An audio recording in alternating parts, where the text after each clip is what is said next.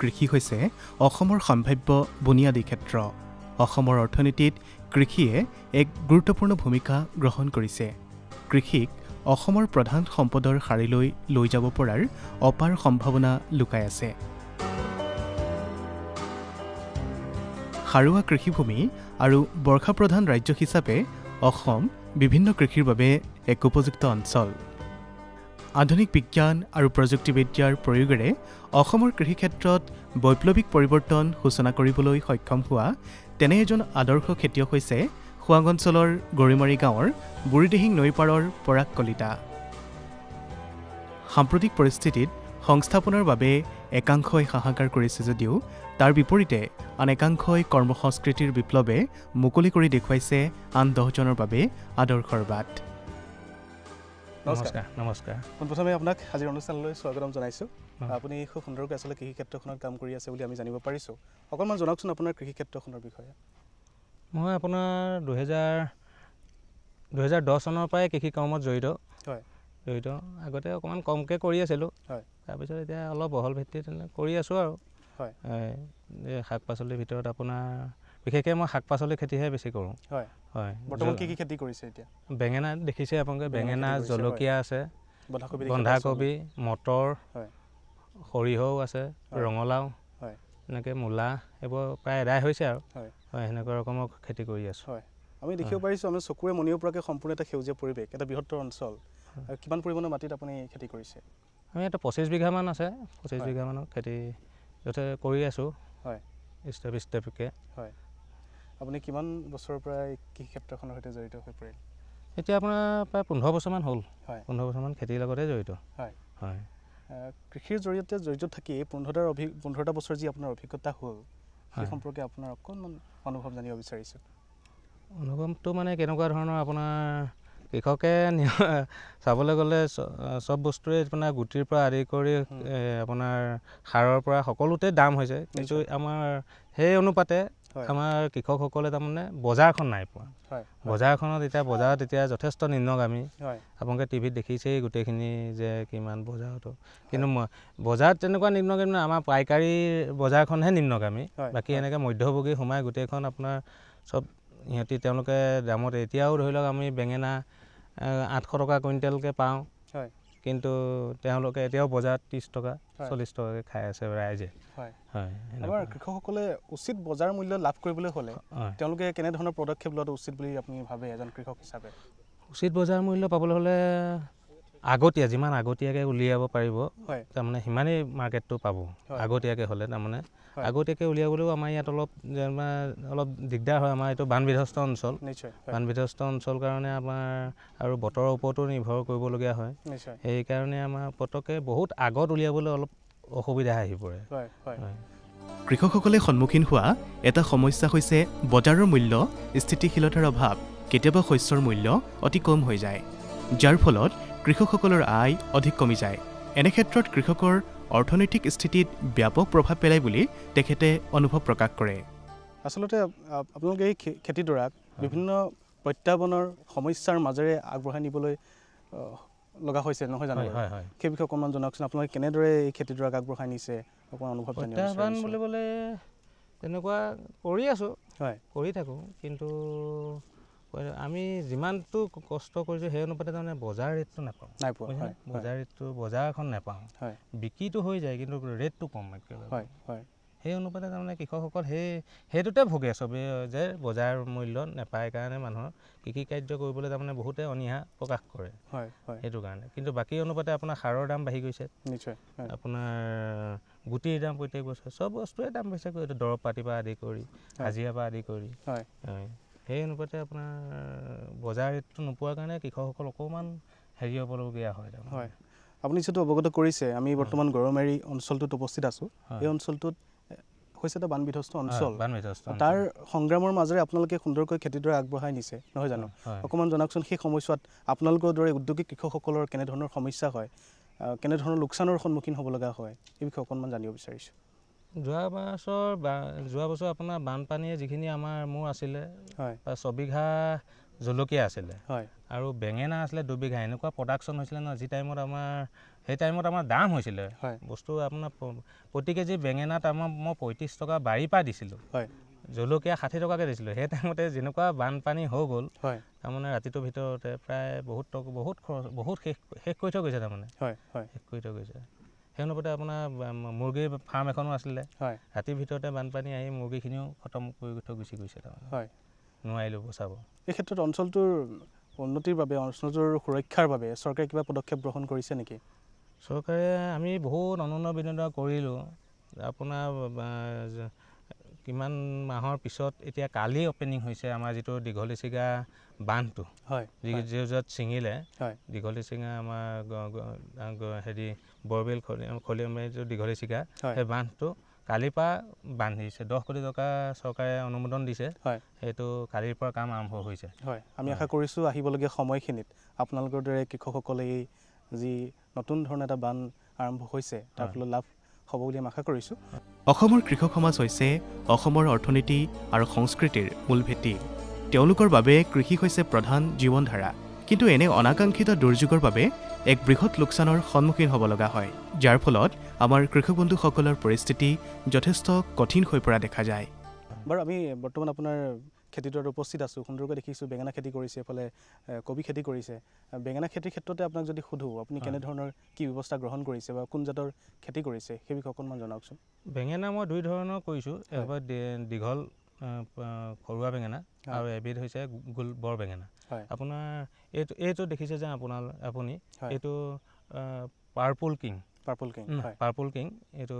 লালটিৰ কোম্পানীৰ purple king ভেৰাইটিটো ইয়াৰ বহুত production হয় যিমান প্ৰডাকশ্যন আপোনাৰ দেখিছে এনেকুৱা এক লাইন ছিঙিলে আপোনাৰ 60 কেজি 50 কেজি এটা লাইনত ওলায় খুব প্ৰডাকশ্যন এইটো যোৱা বছৰ কৰিছিলোঁ খুব প্ৰডাকশ্যন ইয়াৰ তাৰমানে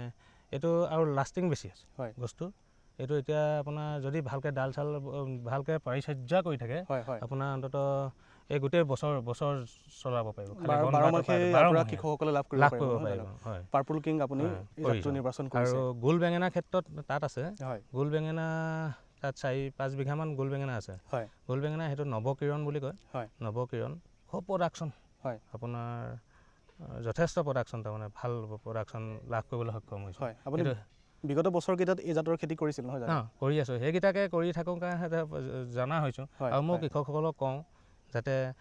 গুটি এই বীজ নিৰ্বাচন সেই বীজ নিৰ্বাচনত কৃষকসকলে গুৰুত্ব দিব লাগে বজাৰত বহুত ধৰণৰ বীজ আহে দোকানীয়ে খেতি নকৰে এইটো লৈ যাওক এই পেকেটটো লৈ যাওক এইটো ভাল হয় তাৰমানে ছবি চাই নানিব আপোনালোকে কাৰোবাক মোৰ বা অইন কাৰোবাক কৃষকসকলক সুধিব লাগে যে এইটো কোনটো বীজ হ'লে মই লাভান্বিত হ'ম কোন বীজ ল'লে মই লাভান্বিত হ'ম সেইটো সুধিব লাগে দোকানীক সুধি কাৰণ দোকানীসকলে খেতি নকৰে কোম্পানীয়ে তেওঁলোকক হেৰি কৰে প্ৰমোট কৰে যাতে এইটো মোক বেছি দিবা কিন্তু সেই অনুপাতে নহয় কৃষকক কৰিব লাগে যে কোনটো প্ৰডাকশ্যন বেছি সেইটোৰ ওপৰতে নিৰ্ভৰ কৰে মই কৃষকসকলক কওঁ যাতে আপোনালোকে উন্নত বীজ জাত নিৰ্বাচনতে বিশেষ গুৰুত্ব দিব লাগে খুব সুন্দৰ কথা অৱগত কৰিছে এইখিনিতে জনাওকচোন আপুনি যি এবাৰ খেতি মানে বেঙেনা খেতিডৰাত আপোনালোকে জাত নিৰ্বাচন কৰিলে পাৰ্পল কিং এই খেতিডৰা সুন্দৰকৈ আগবঢ়াই লৈ যাবলৈ হ'লে পৰিচৰ্যাৰ ক্ষেত্ৰত আপুনি যিহেতু কৈছে বিশেষ গুৰুত্ব প্ৰদান কৰিব লাগিব আপুনি কেনেধৰণৰ কি ব্যৱস্থা গ্ৰহণ কৰিছিল পুলি অৱস্থাৰ পৰা বৰ্তমান উৎপাদন লাভ কৰালৈকে কেনেধৰণৰ কি ব্যৱস্থা আপোনাৰ 1 মাহ 10 দিনৰ পুলি ৰোৱা হৈছিলে ইয়াত তাৰমানে আৰু অলপ মোৰ ঘন হ'ল এইবাৰ এইটো বেঙেনা ৰুওঁতে আপোনাৰ অন্তত পুলিৰ লাইন টু লাইন আপোনাৰ 5 ফুট মিনিমাম দিবই লাগিব 5 ফুট আৰু পুলি আঢ়ৈ ফুট দিব লাগিলে তেতিয়াহে ইয়াৰ তাৰমানে বেছি প্ৰডাকশ্যন আশা কৰিব পাৰে আৰু প্ৰডাকশ্যন আশা কৰিব পাৰে গছ যিমান ডাঙৰ হ'ব সিমান লাগিব আৰু বন বাত নিয়ন্ত্ৰণ কৰিব লাগিব আৰু পোক পতংগ নিয়ন্ত্ৰণ কৰিব লাগিব আৰু সেই অনুপাতে সুষম আহাৰ ধৰি লওক সাৰ জাবৰ পৰা আদি কৰি স্প্ৰেয়াৰ ক্ষেত্ৰতো গুৰুত্ব দিব লাগিব সাৰ প্ৰয়োগৰ ক্ষেত্ৰত আপুনি কেনেধৰণৰ কি ব্যৱস্থা গ্ৰহণ কৰিছে মই অলপ তাৰমানে আমাৰ ছাগলী আছে ছাগলী গোবৰো অলপ হেৰি কৰা হ'ল প্ৰথম অৱস্থাত হাল বাওঁতেই অলপ ৰাসায়নিক সাৰো ব্যৱহাৰ কৰোঁ প্ৰগতিশীল কৃষকগৰাকীয়ে উন্নতভাৱে তেখেতৰ খেতিডৰাক আগবঢ়াই নিবৰ বাবে বহিৰাজ্যৰ বিভিন্ন কৃষি ক্ষেত্ৰৰ পৰিদৰ্শনৰ বাবে গৈছিল বুলিও আমাক জানিবলৈ দিয়ে ৱেষ্ট বেংগল পঠিয়াইছিলে ৱেষ্ট বেংগলত তাত দেখিছিলোঁ এনেকুৱা খেতি তেওঁলোকেও যথেষ্ট তাত কৃষকসকল বহুত আগবঢ়া তেওঁলোকে বহুত কৰে মানে খুব কষ্ট কৰে বহুত আগবঢ়া তাৰমানে আৰু সেই তাৰপৰা যথেষ্ট শিকি আহিছিলোঁ মহাৰাষ্ট্ৰ গৈছিলোঁ মহাৰাষ্ট্ৰতো এনেকৈ খেতিবোৰ চাইছিলোঁ তাত বিশেষকৈ হৰ্টিকালচাৰৰ ওপৰত নিছিলে সেইটো চাই আহিছিলোঁ যথেষ্ট আগবঢ়া সেইবোৰ ৰাজ্য সেই আমাৰ বহিৰাজ্যৰ যিসকল কৃষক আছে তেওঁলোকৰ পৰা আমাৰ অসমৰ কৃষকসকলে শিকিবলগীয়া কেনেধৰণৰ কথা আছে বুলি আপুনি ভাবে আপুনি যিহেতু নিজেই সেই ঠাই পৰ্যবেক্ষণৰ বাবে গৈছিল অকণমান জনাওকচোন বহিৰাজ্যৰ কৃষকসকল তাৰমানে আপোনাৰ খুব তেওঁলোকে এটা খেতিতে ব্যস্ত থাকে খেতি মানে ধৰি লওক এইখিনি ইয়াতে কৰিলে আমাৰ আকৌ কি কৰিব লাগিব আপোনাৰ জেওৰা দিব লাগিব তাত দেখিলেও জেওৰা নাই কাৰোবাৰ কোনোবাই গৰু ছাগলী পুহিছে তেওঁলোকে গৰু ছাগলী বান্ধি ৰাখে কিন্তু আমাৰ ইয়াত সম্পূৰ্ণ ওলোটা মানে কি গৰু ছাগলী খুলি দিয়ে তই খেতি কৰিছ তই জেওৰা মাৰি ল ইয়াত সেইটো কনচেপ্ট আহিছে সেইটো কাৰণে আমাৰ কৃষকসকল অকণমান হেৰি পৰে কিছুমানে তাৰমানে গৰু খুলি দিয়ে এতিয়া সময়ত যেতিয়া আপোনাৰ হেৰি হ'ব এতিয়া উৰণীয়া দিন আমি কি কৰিম এনেকৈ কৰে তেতিয়া যথেষ্ট লোকচানৰ সন্মুখীন হ'বলগীয়া হয় তাতে কৃষকসকলে ধৰি লওক খুব কষ্ট কৰে তাৰ কৃষকসকলে আৰু আমাৰ ইয়াতো কৰে এতিয়া আগবাঢ়ি আহিছে যথেষ্ট কৃষকসকলে এতিয়া বহুত আগবাঢ়ি আহিছে আপুনি যিহেতু আপোনাৰ অঞ্চলটোত খেতি কৰি এটা সুন্দৰ আদৰ্শ দেখুৱাবলৈ সক্ষম হৈছে এই গৰৈমাৰী অঞ্চলটোত আমাৰ যিসকল নতুনকৈ কৃষি ক্ষেত্ৰত জড়িত হোৱা লোক আছে তেওঁলোক আপোনাৰ এই কৃষি ক্ষেত্ৰখনলৈ আহেনে বা আপোনাৰ পৰা পৰামৰ্শ লয়নে বা এই ধৰণৰ যিবিলাক আমাৰ নৱপ্ৰজন্ম আছে তেওঁলোকক উদ্দেশ্যে আপুনি কি ক'ব বিচাৰিব কেনেধৰণে কৃষি ক্ষেত্ৰখন আগবাঢ়ি গ'লে ভাল হ'ব নৱপ্ৰজন্ম কৃষিৰ লগত জড়িত হ'বলৈ হ'লে তেওঁলোকে একাগ্ৰতাই লাগিব লাগিব একাগ্ৰতা লাগিব লাগিব আৰু আপোনাৰ আগৰ কৃষকসকলক সুধিব লাগিব যে কেনেকুৱা ধৰণৰ কি হৈছে কি নহৈছে কেনেকুৱা কি এই জোঁটত কোনটো জাত নিৰ্বাচন কৰিম কোনটো দৰৱ মাৰিম বা কেনেকুৱা ধৰণৰ হেৰি কোন টাইমৰ পৰা কিমান টাইমলৈ ৰোৱা হ'ব কি হ'ব সেই পাৰিচৰ্য্যৰ হেৰিখিনি তেওঁলোকে তাৰমানে অন্তৰ্কৰণে ল'ব লাগিব তেতিয়াহে তেওঁলোক আগবাঢ়ি যাব লাগিব আপোনাৰ এই কৃষি ক্ষেত্ৰখনলৈ আহেনে বিভিন্ন ঠাইৰ পৰা লোক বিভিন্ন ঠাইৰ পৰা মানে দুই এজন আহে কিছুমান আহি কেনে তেওঁলোকে ধৰি লওক হেৰি কৰে যোৱাবাৰ আমাৰ স্কুলৰ পৰা আহিছিলে দুটা টিম আহি কিনে তেওঁলোকে তাৰমানে ইয়াত ভিজিট কৰাই কিনে ইয়াত হেৰি কৰাইছিলে মটিভেশ্যন কৰাইছিলে যে বিভিন্ন ঠাইৰ পৰা আপোনাৰ খেতিডৰাক পৰ্যবেক্ষণ কৰিবলৈ আহে তেওঁলোকে ইয়াৰ পৰা কিবা এটা শিকি যাবলৈ তেওঁলোকে আগ্ৰহ প্ৰকাশ কৰিছে সেই বিষয়ে জানি সঁচাকৈ ভাল লাগিছে আৰু আমি দেখা পাইছোঁ আপোনাৰ খেতিডৰাত বিভিন্নজন লোক জড়িত হৈ আছে বৰ্তমান কিমানজন লোক আপোনাৰ কৃষি ক্ষেত্ৰখনত জড়িত হৈ আছে সেই বিষয়ে অকণমান জনাওকচোন এতিয়া আমাৰ 10গৰাকী মহিলা আমাৰ ডেইলি লাগি থাকে 10গৰাকী মহিলা এতিয়া বাগান অফ ছিজন বাগানৰ অফ ছিজনত তাৰমানে খোৱাং ওচৰতে থকা বাগানখনৰ পৰা আহে 10গৰাকী সদায় আহে আৰু 3জন পুৰুষ লাগি থাকে তেওঁলোক এতিয়াও লাগি আছে আপোনালোকে দেখিব দেখিছেই কাম কৰি আছে মোৰ মিছেছো ইয়াত লাগি থাকে লাগেহি ভাল লাগিছে আপোনাৰ খেতিডৰাৰ পৰা আৰু আন 10জন লোক যে সংস্থাপন লাভ কৰিবলৈ সক্ষম হৈছে সেই বিষয়ে জানি আমি এইফালে দেখা পাইছোঁ সুন্দৰকৈ বন্ধাকবি খেতি আছে বন্ধাকবি এবাৰ আপুনি কিমান পৰিমাণে লগাইছে আমাৰ 20,000মান বন্ধাকবি লগাইছোঁ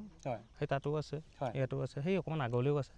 এনেই মাটিবোৰ এনেই থাকিবলৈ দিয়া নাই কৰি থাকোঁ নিজৰ ট্ৰেক্টৰো আছে কৃষি বিভাগৰ পৰা পাইছিলোঁ ট্ৰেক্টৰ এখন 2011 চনতে এতিয়া সেইখনকে লৈ মই লাগি আছোঁ মাটি দেখিছে পৰি থকা নাই চব কৰি থাকোঁ তাৰমানে কৰি দিলে এইটো আপোনাৰ হেৰি BC চিনজেণ্টা কোম্পানীৰ BC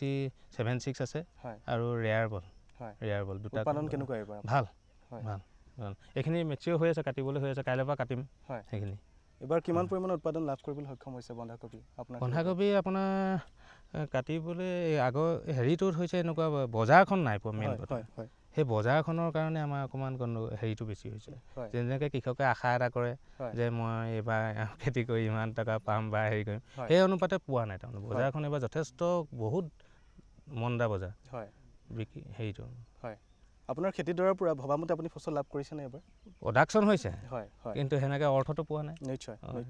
বিগত বছৰকেইটাত আপুনি কেনেধৰণৰ এই খেতিডৰাৰ পৰা আপুনি পাইছিল তাৰ আশাৰ যোৱা বছৰ পাইছিলোঁ যোৱা বছৰ আপোনাৰ বেঙেনা আপোনাৰ এইটো ছিজনত আপোনাৰ 25 টকা 23 টকা 20 টকা পাইকাৰী দিছিলোঁ এতিয়া আপোনাৰ সেইটো 3 গুণ কম 8 টকা 7 টকা তাৰ ওপৰত যোৱাই নাই 10 টকা হাইচ বেচিছোঁ আৰু আপোনাৰ যিহেতু বিভিন্ন ধৰণৰ খেতি আছে আপুনি এফালে দেখিছোঁ আপুনি জলকীয়া খেতিও লগাইছে আমি জলকীয়া খেতিৰ বিষয়ে অকণমান জানিব বিচাৰিম আপোনাৰ জলকীয়া এইবাৰ ভেৰাইটিৰ ভিতৰত দুটা কৰিছোঁ এটা আপোনাৰ হেৰি মাইক্ৰ' কোম্পানী উজস্বনী আৰু এটা চেমিনিছ চেমিনিছ কোম্পানীৰ হয় ডাবল টু হয় হয় ডাবল টু দুটা কোম্পানী কৰিছোঁ হয় কিন্তু আপোনাৰ প্ৰডাকশ্যন দেখিছে এইখিনি অলপ চাপৰ জাতৰ এইটো আপোনাৰ চেমিনিছ কোম্পানীৰ আপোনাৰ ডাবল টু হয় খুব প্ৰডাকশ্যন হয় দেখিছে আপোনালোকে একদম বাৰী বগা হৈ আছে একদম ফুলেৰে হয় আপোনাৰ খুব লাগে ইজেচমিটো অলপ দীঘল হয় জলকীয়াটো ইজেচমি হয় কিন্তু প্ৰডাকশ্যন তাৰো ভাল যথেষ্ট ভাল এই জাতটো আপুনি এবাৰ প্ৰথম কৰিছে নে বিগত বৰ্ষত যোৱা বছৰো কৰিছিলোঁ সেইকাৰণে তাৰ পৰা ফলাফল ভাল পালোঁ কাৰণে আকৌ এই বছৰ এইটোকে লগাওঁ বুলি আনিছোঁ হয় যোৱা বছৰ আপুনি কিমান পৰিমাণে উৎপাদন কৰিবলৈ যোৱা বছৰ মই 6 বিঘা কৰিছিলোঁ যথেষ্ট প্ৰডাকশ্যন ডেইলি আপোনাৰ 10জনী মানুহ ডেইলি ছিঙে ডেইলি বজাৰ আপোনাৰ হেৰি সেইটোকে ভাল লাগে তাৰমানে যথেষ্ট লাগে আৰু আপোনাৰ এজোপাতে আপোনাৰ প্ৰায় 1 কেজি এবাৰত ছিঙে এবাৰত এজোপাতে ছিঙে তাৰমানে হয় আমি দেখা পাইছোঁ আপুনি জলকীয়া খেতিডৰাক প্ৰায় 6 বিঘা মাটি খুব সুন্দৰকৈ আগবঢ়াই নিবলৈ সক্ষম হৈছে অকণমান জনাওকচোন আপুনি প্ৰাৰম্ভিক অৱস্থাৰ পৰা বৰ্তমান পৰ্যায়লৈকে কেনেদৰে আগবঢ়াই নিছে জলকীয়াৰো আপোনাৰ মেইন কথা হৈছে জাত নিৰ্বাচন নিশ্চয় যিকোনো খেতিতে জাত নিৰ্বাচনটো প্ৰথম কৃষকে গুৰুত্ব দিব লাগিব কোনটো জাতৰ কেনেকুৱা ধৰণৰ হয় কেনেকুৱা প্ৰডাকশ্যন হয় সেইখিনি জাত নিৰ্বাচনতে প্ৰথম সেনেকুৱা আমি গুটি কিনি আনিছিলোঁ বীজ কিনি আনিছিলোঁ সেই বীজ আপোনাৰ যেতিয়া গুটি বীজতলীত আমি যেতিয়া গুটি পচাওঁ তেতিয়া আমি এটাকৈ গুটি পচাওঁ মানুহে দুয়েকে দেখে এই এটাকৈ গুটি পচাই কি কৰিছে মই বোলো এটা গুটি পচালে এটা বীজৰ পৰা পুলি ওলাব আৰু সেই পুলিটো একদম পূৰা ৰুলেই যেন হ'ব এনেকুৱা ইমান ধুনীয়াকৈ বাঢ়ি আহে ইমান ধুনীয়াকৈ হেৰি কৰি আহে ডাঙৰ হয় সোনকালে এইবাৰ অকণমান বতৰৰ বিধি পথালি দিছিলে বিধি পথালি দিওঁতে কি কৰিলোঁ গুটি পুলিবোৰ অলপ ওখ হৈ গ'ল ওখ হৈ যোৱাৰ লগে লগে তাৰপিছত কি কৰিলে হেৰি লগৰ এজনে ক'লে বোলে কলিতা দা মোৰ লগৰ এজন বন্ধু আছে তেওঁ কৃষক কলিতা দা বোলে কলম কৰি দিয়ক ময়ো কলম কৰি দিলোঁ পুলিবোৰ ওখ হৈ গ'লতো ৰুবলৈ হালি পৰি যাব কলম কৰি দিলোঁ কলম কৰি দিয়াৰ পিছত আপোনাৰ 15 দিনমানৰ পিছত ৰুইছোঁ ইমান ঠাল ঠেঙুনিয়ে ভৰি আহিছে জলকীয়াবোৰ দেখিছে এইখিনি যেন দেখিছে চব কলম কৰি দিয়া পুলি ইমান ধুনীয়া আপোনাৰ বাঢ়িছে গছবোৰ একদম ফেৰেঙনি মাৰিছে কলম কৰি দিলে মই তেতিয়া ভাবিছোঁ কলম কৰি দিলে যথেষ্ট তাৰমানে হয় কিন্তু সেই অনুপাতে আকৌ কলম কৰি দিয়া পুলি আপোনাৰ পানীটো পাব লাগিব পুলি ৰোৱাৰ লগে লগেই অন্ততঃ পানী দি যাব লাগিব ময়ো সেনেকৈ পানী আমাৰ বৰিং আছে দেখিছে আমি পানী ষ্টক কৰি আমি জোপাই প্ৰতি এমগকৈ দি গৈছিলোঁ আৰু পানী যোগানৰ বাবে আপুনি নিজৰ ব্যৱস্থা আছে তাতো এটা বৰিং আছে ইয়াতো এটা আছে বৰিং আছে প্ৰত্যেক জেগাতে আমাৰ এটা বৰিং আছে জলকীয়া খেতিৰ বিষয়ে আপুনি খুব সুন্দৰকৈ অৱগত কৰিছে ইয়াৰ বজাৰ ব্যৱস্থাৰ বিষয়ে অকণমান জনাওকচোন আপুনি কেনেধৰণৰ জলকীয়াটো এতিয়া বজাৰ আপোনাৰ 40 টকা 50 টকা কেজি কিন্তু ইয়াৰ অনুপাতে এজোপাত ছিঙোতে 1 কেজি ছিঙোতে প্ৰায় 7 টকা মানেই পৰি যায় 7-8 টকা মানে পৰি যায় হেৰি ছিঙোতে তথাপিতো এনেকৈ জলকীয়াটো লাভজনকেই যথেষ্ট লাভজনক আপোনাৰ উৎপাদিত সামগ্ৰীবিলাক আপুনি নিজে বিক্ৰী কৰে নে নিজেও যাওঁ আৰু বজাৰো ইয়াতো আছে বেপাৰী আহে আপোনালোকে দেখি আহিছে 2-3জন বেপাৰী ইয়াতে হেৰি মাল পেকেট কৰিও আছে মানে বেপাৰী নিজে আহি আপোনাৰ খেতি পথাৰৰ পৰা লৈ যায়হি আৰু মই নিজেও যাওঁ ডিব্ৰুগড়ো যাওঁ মৰাণ বজাৰো যাওঁ এই বৰ্ষটোত আপুনি জলকীয়া খেতি কৰিলে আমি জানিব পাৰিলোঁ বেঙেনা খেতি কৰিছে বন্ধাকবি খেতি কৰিছে ইয়াৰ সমান্তৰালকৈ আপুনি কেনেধৰণৰ কি খেতি কৰিছিল তাৰমানে মটৰ মাহৰ খেতি আছিলে লাই আছিলে মূলা ৰঙালাও এনেকুৱা ধনিয়া বছৰৰ বিভিন্ন সময়ত উদ্যোগী কৃষকজনে তেখেতৰ 25 বিঘা কৃষিভূমিত বিলাহী জলকীয়া মটৰ বেঙেনা মাহজাতীয় শস্যৰ খেতি কৰাৰ লগতে পশুপালনৰ জৰিয়তে আৰ্থিকভাৱে স্বাৱলম্বী হোৱাৰ প্ৰচেষ্টা অব্যাহত ৰাখিছে পশুপালনত মোৰ ছাগলী আছে আৰু মুৰ্গী ফাৰ্ম আছে সোণালী মুৰ্গী ফাৰ্ম পালন কৰোঁ আৰু হাঁহো আছে কিমান পৰিমাণে কৰিছে আপুনি সোণালী মুৰ্গী মোৰ 1000 ষ্টেপত আছে এতিয়া 1000 এখনত 1000 আছে আৰু এখনত 700 ভৰাইছোঁ ছাগলী কিমান এবাৰ প্ৰতিপালন ছাগলী প্ৰায় 30টামান ছাগলী আছে ছাগলী বিশেষ নাই আপোনাৰ এই কৃষি ক্ষেত্ৰখনত জড়িত হোৱা প্ৰায় 15টা বছৰ হ'ল নহয় জানো আপুনি কেনেকৈ এই কৃষি ক্ষেত্ৰখনত জড়িত হৈ পৰিল অকণমান আপোনাৰ সেই জানিব বিচাৰিছোঁ কৃষিটো হৈছে এটা নিচা সাংঘাতিক নিচা এই ইয়াৰ মানে যোৱা বছৰ এইবছৰ খেতি নকৰোঁ বুলি মতে ভাবিছিলোঁ, কিন্তু নাই, নহ'ব, ইমানেই নিচা তাৰমানে নোৱাৰি, নাই খেতি কৰিমেই। তাৰমানে যোৱা বছৰ যদি 2 বিঘা কৰিছিলোঁ, এইবাৰ 4 বিঘাত কৰিম, সেনেকুৱা যোৱা হিচাপে তাৰমানে খেতিটো কৰিবলৈ লৈছোঁ। ভাল লাগে তাৰমানে, বিৰাট নিচা। ৰাতিপুৱা শুই উঠিয়ে ইয়ালৈ আহোঁ,